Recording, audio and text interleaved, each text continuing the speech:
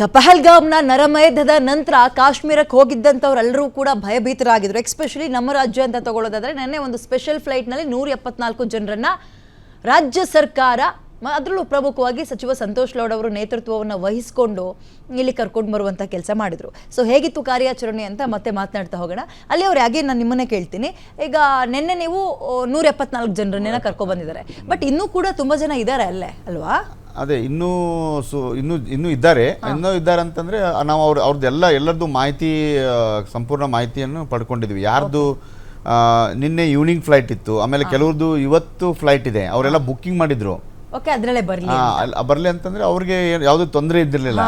But ಅವ್ರಿಗೆ ನಾವು ಇರ್ಲಿಕ್ಕೆ ಏನಾರ ತೊಂದರೆ ಆದ್ರೆ ಈ ತರ ನಾವೆಲ್ಲ ಸಂಪೂರ್ಣ ಅವ್ರದ್ದು ಸಚಿವರು ಸಂಪೂರ್ಣ ಮಾಹಿತಿ ತಗೊಂಡು, ಇಲ್ಲ ಮತ್ತೆ ನಿಮ್ಗೆ ಬರಲೇಬೇಕು ನಮ್ಮ ಜೊತೆನೆ ಇವತ್ತೇ ಬರಲೇಬೇಕಂತಂದ್ರೆ ತಾವು ಹೇಳಿ ನಾವು ಕರ್ಕೊಂಡು ಹೋಗ್ತೀವಿ ಅಂತೇಳಿ ಅವ್ರಿಗೆ ಸಚಿವರು ವಿವರಣೆ ಕೊಟ್ಟಾಗ, ಇಲ್ಲ ಸರ್ ನಮ್ಮದು ಈವ್ನಿಂಗ್ ಆಗಿದೆ ಮತ್ತು ನಾಳೆ ಆಗಿದೆ. ಆಮೇಲೆ ಅವರೆಲ್ಲರೂ ಇದಕ್ಕೆ ಅವ್ರು ಹರ್ಷ ವ್ಯಕ್ತಪಡಿಸ್ತಾ ಇದ್ರು. ಸರ್ ನಮಗೆ ತಾವು ಖುದ್ದಾಗಿ ಫೋನ್ ಮಾಡಿ ಕೇಳಿದ್ದಕ್ಕೆ ಎಲ್ಲರೂ ಒಂಥರ ಮಿನಿಸ್ಟರೇ ಫೋನ್ ಮಾಡಿ ಕೇಳ್ತಾ ಇದ್ದಾರೆ ಅಂತ ಎಲ್ಲರಿಗೂ ಒಂಥರ ಇದಾಗ್ತಿತ್ತು ಅವ್ರಿಗೆ. ಮತ್ತೆ ಅದು ಧೈರ್ಯನೂ ಬಂದ್ಬಿಡ್ತು ಎಲ್ಲರಿಗೂ. ಇವ್ರು ಹೇಳ್ದಂಗೆ ಇವ್ರಿಗೂ ಖುದ್ದು ಫೋನ್ ಮಾಡೋಣ. ರಮೇಶ್ ಅವರು ಹೇಳಿ, ನೀವು ಹೇಳ್ತಾ ಇದ್ರಿ ಬ್ರೇಕ್ ಅಲ್ಲಿ, ಅಂದ್ರೆ ಸಾಮಾನ್ಯವಾಗಿ ಮಿನಿಸ್ಟರ್ಗಳು ಅಥವಾ MLAಗಳು PA ಹತ್ರ ಫೋನ್ ಮಾಡಿಸಿ ಮಾತಾಡ್ತಾರೆ, ಬಟ್ ಖುದ್ದಾಗಿ ನಾನೇ ಮಿನಿಸ್ಟರ್ ಸಚಿವ ಸಂತೋಷ್ ಲಾಡ್ ಮಾತಾಡ್ತಾ ಇರೋದು ಅಂದಾಗ ನೀವು ಶಾಕ್ ಆದ್ರಿ ಅಂತ. ಹೆಂಗಿತ್ತು ಕಾನ್ವರ್ಸೇಷನ್? ಅದು ನೀವೇ ಫೋನ್ ರಿಸೀವ್ ಮಾಡಿದ್ದ? ಇಲ್ಲ, ಅದನ್ನ ಸಿಸ್ಟರ್ ರಿಸೀವ್ ಮಾಡಿದ್ರು. ಓಕೆ, ಏನಂತ ಮಾತಾಡಿದ್ರು? ಅದೇ ಅವರು ಒಂದು ನಿಮಿಷ ರಿಪ್ಲೈ ಮಾಡಲಿಲ್ಲ ಆಕ್ಚುಲಿ. ಅವಳು ಏನೇನೋ ಸ್ಪ್ಯಾಮ್ ಕಾಲ ಇಲ್ಲ ಮಿನಿಸ್ಟರ್ ಮಾತಾಡ್ತಾ ಇದ್ದಾರಾ ಅಂತ ಒಂಥರ ಶಾಕೇ ಆಗುತ್ತದು. ಅದೇ ಈ ತರ ನೀವು ಅಲ್ಲಿ ಇದೀರಾ ಅಂತ ಗೊತ್ತಾಯ್ತು, ನಿಮ್ಗೇನು ತೊಂದರೆ ಇದೆ ಇದು ಹೇಳಿ, ಬೆಳಗ್ಗೆ ನೀವು 5:15 ಎಲ್ಲರೂ ಬಂದ್ಬಿಡಿ, ಎಲ್ಲರದು ಆಧಾರ್ ಕಾರ್ಡ್ನ ಈಗಲೇ ಕಳಿಸ್ಬಿಡಿ ನಂಬರ್ಸ್ ನನಗೆ ಅಂತ ಹೇಳಿದ್ರು. ನಾವು ತಕ್ಷಣ ಎಲ್ಲರದು ಆಧಾರ್ ನಂಬರ್ಸ್ ಎಲ್ಲ ಕಳಿಸಿ ಅವ್ರಿಗೆ ಫೋನ್ ಮಾಡಿ, ಆಮೇಲೆ ಅವರ ಆಪ್ತರ ಹತ್ರ ಮಾತಾಡಿ ಅವ್ರು ರಿಸೀವ್ ಆಗಿದೆ ಅಂತ ಕನ್ಫರ್ಮ್ ಮಾಡಿದ್ರು. ಬೆಳಿಗ್ಗೆ 5:15 ಬಂದ್ಬಿಡಿ ಅಂದರು. ಬೆಳಿಗ್ಗೆ 5:15 ರೀಚ್ ಆಗೋದು ಸುಮಾರು ಜನಕ್ಕೆ ಸಮಸ್ಯೆ ಇರುತ್ತೆ. ನಮಗೂ ಸ್ವಲ್ಪ ಮಧ್ಯ ಲೇಟ್ ಆಯಿತು, ಆದರೂ ವಿ ಕುಡ್ ರೀಚ್ 5:35 ಏನೋ ಅಲ್ಲಿ ಹೋದ್ವಿ. ಬೆಳಗ್ಗೆ ಆಫ್ಟರ್ 7:30 ಮೇಲೆ ನಾವು ಹೊರಗೆ ಬರ್ಲಿಕ್ಕೆ ಅವಕಾಶ ಇತ್ತು ಅಂತ. ಏನು ಪ್ರಾಬ್ಲಮ್ ಅಲ್ಲಿ? ಹಂಗೆ ಶಿಕಾರ ಬಿಡೋದಿಲ್ಲ ಅಲ್ಲಿ. ಬೆಳಿಗ್ಗೆ 7:30 ಸಾಯಂಕಾಲ 7:08 ತನಕ ಬಿಡ್ತಾರೆ ಅಷ್ಟೇ, ಅದಾದ್ಮೇಲೆ ಬಿಡೋದಿಲ್ಲ. ಅಲ್ಲಿಂದ ಆಚೆ ಬರ್ಲಿಕ್ಕೆ ಅದೊಂದೇ ಆಪ್ಷನ್ ಇರೋದು. ಬಟ್ ಇವ್ರು ನಿಮಗೆ ಟೈಮ್ ಕೊಟ್ಟಿದ್ದು 5:30ಗೆ. ನಾವು 3:30ಗೆ ಅಲ್ಲಿ ಶಿಕಾರದಲ್ಲಿ ಕೂತ್ಕೊಂಡು ನಮ್ಮ ಓನರ್ ಇದ್ರು ಅಂತ ಹೇಳಿದ್ನಲ್ಲ, ಹೌಸ್ ಬೋಟ್ ಓನರು ಜಾವೇದ್ ಅವರು, ಅವರೇ ಖುದ್ದಾಗಿ ಶಿಕಾರ ತಗೊಂಡ್ಬಂದ್ರು. ಅವರೇ ಅವರೇ ಅದನ್ನ ರೋ ಮಾಡಿಕೊಂಡು ನಮ್ಮನ್ನೆಲ್ಲ ಅಲ್ಲಿ ಬಿಟ್ಟು ಏರ್ಪೋರ್ಟ್ಗೂ ಅವರು ಬಂದು ಬಿಟ್ಟು ಮಾಡಿದ್ರು. ತುಂಬ ಸಹಕಾರ ಮಾಡಿ. ಎಷ್ಟು ಅವರ್ ಪ್ರೊಸೆಸ್ ಇದೆಲ್ಲವು? ನಮ್ಗೆ ಆಲ್ಮೋಸ್ಟ್ 1.5 hours ಆಯಿತು ಬೆಳಗ್ಗೆ ಎದ್ದಾಗಿಂದ ಏರ್ಪೋರ್ಟ್ ತಲುಪಲಿಕ್ಕೆ. ದೊಡ್ಡ ಸಮಸ್ಯೆ ಏನಾಯಿತು ಅಂದರೆ, ಅಲ್ಲಿ ನಾವು ಏರ್ಪೋರ್ಟ್ ರೀಚ್ ಆದಾಗ ಇಲ್ಲಿ ನಮಗೆ ಚೆಕ್ ಇನ್ ಬ್ಯಾಗೇಜ್ ಎಲ್ಲ ಆಗೋದು ಏರ್ಪೋರ್ಟ್ ಎಂಟ್ರಿ ಆದಮೇಲೆ. ಅಲ್ಲಿ ಏರ್ಪೋರ್ಟ್ ಎಂಟ್ರಿ ಆಗೋಕ್ಕೆ ಮುಂಚೆನೇ ಚೆಕಿಂಗ್ ಇದೆ, because it's A defence airport, it's not A civilian airport. ಆದ್ರೂ ಅಲ್ಲಿ ಇದ್ದಿದ್ದ ಸೆಕ್ಯೂರಿಟಿ ಅವರು ನಾವು ಈ ಥರ ಕರ್ನಾಟಕ ಗೌರ್ಮೆಂಟ್ ಏರ್ ಲಿಫ್ಟಲ್ಲಿ ಹೋಗ್ತಾ ಇದೀವಿ ಅಂದಾಗ ಯಾರಿಗೋ ಫೋನ್ ಮಾಡ್ಬಿಟ್ಟು ನಮ್ಗೆ ಬಿಟ್ಬಿಟ್ರು. ನಮ್ಮ ಹತ್ರ ಬೋರ್ಡಿಂಗ್ ಪಾಸ್ ಏನೂ ಇಲ್ಲ, ನಮ್ಮ ಹತ್ರ ರಿಟರ್ನ್ ಏನೂ ಇಲ್ಲ. ಇವರಿಂದನೂ ನಮ್ಗೆ ಕನ್ಫರ್ಮೇಷನ್ ಅಲ್ಲ, ಇವರಿಂದನೂ ನಮ್ಗೆ ಕನ್ಫರ್ಮೇಷನ್ ಇಲ್ಲ ನಿಮ್ಮದು ಇದು ಬೋರ್ಡಿಂಗ್ ಪಾಸ್ ಅಂತ. ಯಾಕಂದ್ರೆ ಅವ್ರಿಗೆ ಇನ್ನೂ ಬಂದಿರಲಿಲ್ಲ ಅದು. ನಾವು ಅಲ್ಲಿ ಒಳಗಡೆ ರೀಚ್ ಆಗುವಾಗ ಒಂದು ಲಿಸ್ಟ್ ಬಂತು, ಅದ್ರಲ್ಲಿ ನೋಡಿದ್ರೆ ಅದ್ರಲ್ಲಿ ನಮ್ದು ಇರಲಿಲ್ಲ ಆ್ಯಕ್ಚುಲಿ. ಯಾಕಂದ್ರೆ ಇಲ್ಲ. ಓಕೆ, ರಮೇಶ್ ತರನೇ ಅಂದ್ರೆ ಈಗ ಸಿದ್ದರಾಮು ಅಂತ ಮತ್ತೊಬ್ರು ಅಲ್ಲಿಂದ ನಿನ್ನೆ ವಾಪಸ್ ಬಂದಿರೋರು ನಮ್ಮ ಜೊತೆ ದೂರವಾಣಿ ಸಂಪರ್ಕದಲ್ಲಿದ್ದಾರೆ. ನಮಸ್ತೆ, ನನ್ನ ವಾಯ್ಸ್ ಕೇಳಿಸ್ತಾ ಇದೆಯಾ ನಿಮ್ಗೆ? ಕೇಳಿಸ್ತಾ ಇದೆ ಮೇಡಮ್, ಕೇಳಿಸ್ತಾ ಇದೆ. ಹೇಗಿತ್ತು ಸರ್ ಎಕ್ಸ್ಪೀರಿಯನ್ಸ್ ವಾಪಸ್ ಬರ್ಬೇಕಾದ್ರೆ?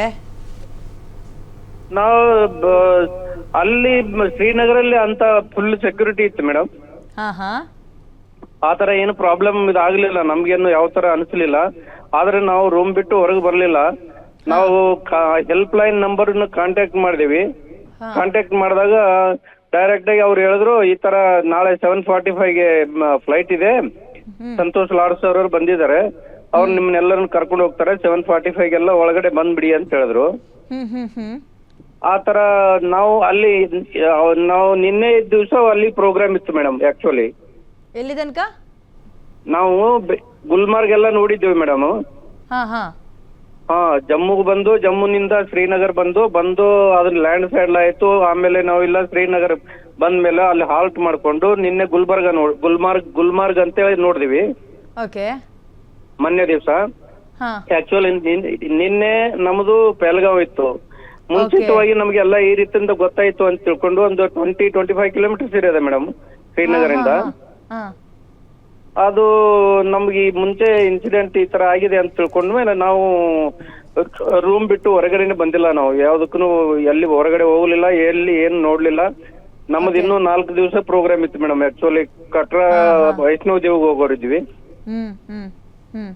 ಅದನ್ನ ಪ್ರೋಗ್ರಾಮ್ ಎಲ್ಲ ಕ್ಯಾನ್ಸಲ್ ಮಾಡ್ಕೊಂಡು ಸಾಹೇಬ್ರು ಸಂತೋಷ್ ಲಾಡ್ ಸಾಹೇಬ್ರು ನಮ್ಗ ಒಳ್ಳೆ ರೀತಿ ಹೆಲ್ಪ್ ಮಾಡಿ ಕರ್ಕೊಂಡು ನಿನ್ನೆ ನಾವು 12 ಗಂಟೆವರೆಗೆ ಬೆಂಗಳೂರು ಬಂದ್ಬಿಟ್ಟಿದೆ ಮೇಡಮ್. ಓಕೆ. ಏನ್ ಫ್ಯಾಮಿಲಿ ಜೊತೆ ಹೋಗಿದ್ರಾ, ಫ್ರೆಂಡ್ಸ್ ಜೊತೆ ಹೋಗಿದ್ರಾ? ನೀವು ಎಷ್ಟು ಜನ ಹೋಗಿದ್ರಿ? ನಾವು 14 ಜನ ಹೋಗಿದ್ದೇವೆ ಮೇಡಮ್. ಓಕೆ. ನಾವು 14 ಜನ ಹೋಗಿದ್ದೀವಿ. ಎಲ್ಲರೂ ಸೇಫ್ ಆಗಿ ಬಂದಿದ್ದೀವಿ. ಯಾವುದೇ ಅಹಿತಕರ ಘಟನೆಗಳು ಯಾವುದೂ ಆಗ್ಲಿಲ್ಲ ಮೇಡಮ್. ಆದ್ರೆ ನಾವು ನನ್ನ ಜೊತೆ ನನ್ನ ಮಿಸೆಸ್ ನಾವು ಇಬ್ರು ಹೋಗಿದ್ವಿ. ಎಲ್ಲ ಫ್ಯಾಮಿಲಿ ಜೊತೆನೆ ಹೋಗಿದ್ವಿ ಮೇಡಮ್.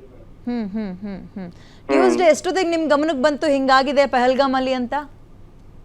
ನಾವು ಅಲ್ಲಿದು ಪೋಸ್ಟ್ ಪೇಡ್ ಸಿಮ್ ತಗೊಂಡಿದ್ದೇವೆ ಮೇಡಮ್. ಅದನ್ನ ನ್ಯೂಸ್ ಅವಾಗ ನಮ್ದು ವಾಟ್ಸಪ್ ಅಲ್ಲಿ ನ್ಯೂಸ್ ಬರೋದು, ಅಲ್ಲ ಈ ತರ ಟೆರರಿಸ್ಟ್ ಅಟ್ಯಾಕ್ ಆಗಿದೆ, ಕನ್ನಡಿಗರು ಈ ತರ ಒಬ್ರು ಶಿವಮೊಗ್ಗದವರು, ಒಬ್ರು ಇಲ್ಲಿ ಈ ಕಡೆ ರಾಜಸ್ಥಾನದವರು ಅಂತೇಳಿ ಈ ತರ ನ್ಯೂಸ್ ಎಲ್ಲ ನೋಡ್ಕೊಂಡ್ಮೇಲೆ ನಾವು ಅಲರ್ಟ್ ಆಗಿಬಿಟ್ಟು ನಾವು ಎಲ್ಲ ನೋಡೋದೆಲ್ಲ ವಾಪಸ್ ಮಾಡ್ಕೊಂಡ್ಬಿಟ್ಟು ನಮ್ಮ ವೆಹಿಕಲ್ ನವನಿಗೆ ಕರ್ಕೊಂಡು ನಾವು ಬಂದು ಲಾಜಲ್ಲಿ ಸ್ಟೇ ಮಾಡಿದ್ದೇವೆ ಮೇಡಮ್. ಓಕೆ. ನಿಮ್ಮ ಹತ್ರ ಮಾತಾಡ್ತೀನಿ ಒಂದು ನಿಮಿಷ.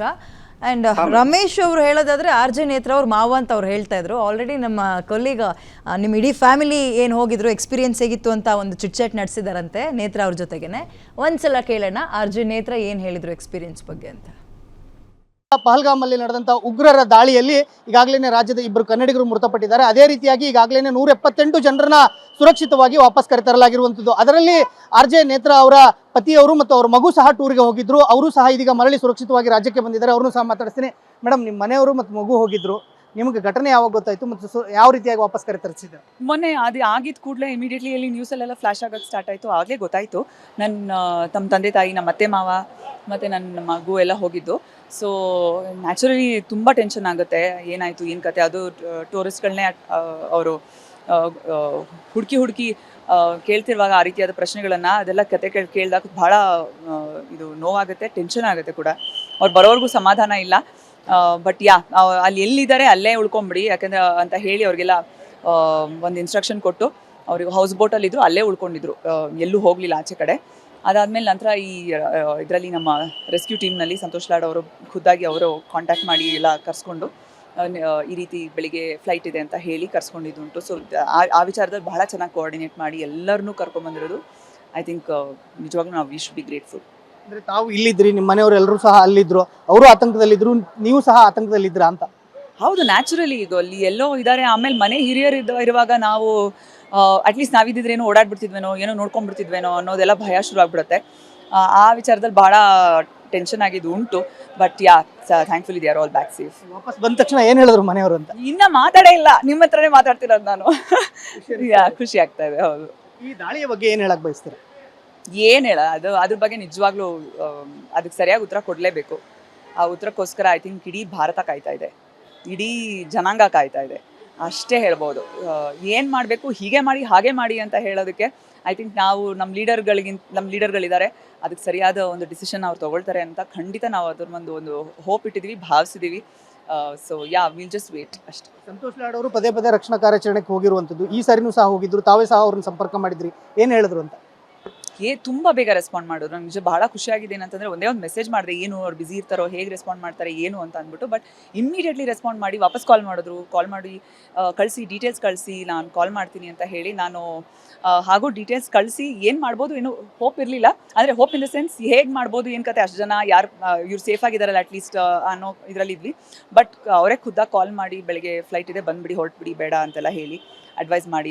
That way we are very thankful. ಮನೆಯವ್ರ ಟೂರ್ ಕಂಪ್ಲೀಟ್ ಆಯ್ತಾ ಇಲ್ವಾ? ಇಲ್ಲ ಆಗಲಿಲ್ಲ. ಇಲ್ಲ, ಅವರು ಸೋಮವಾರ ಹೊರಟಿದ್ದು. ಬಟ್ ಅದಾದಮೇಲೆ ಈ ಘಟನೆ ಆದಮೇಲೆ ಮಂಗಳವಾರ ಬುಧವಾರ ಎಲ್ಲ ಒಳಗೇನೆ ಉಳಿದಿದ್ದಾಯಿತು. ಇವತ್ತು ರಿಟರ್ನ್ ಮಾಡಿದ್ದಾರೆ ಅಷ್ಟೇ. ಖುಷಿ ಆಗ್ತದೆ.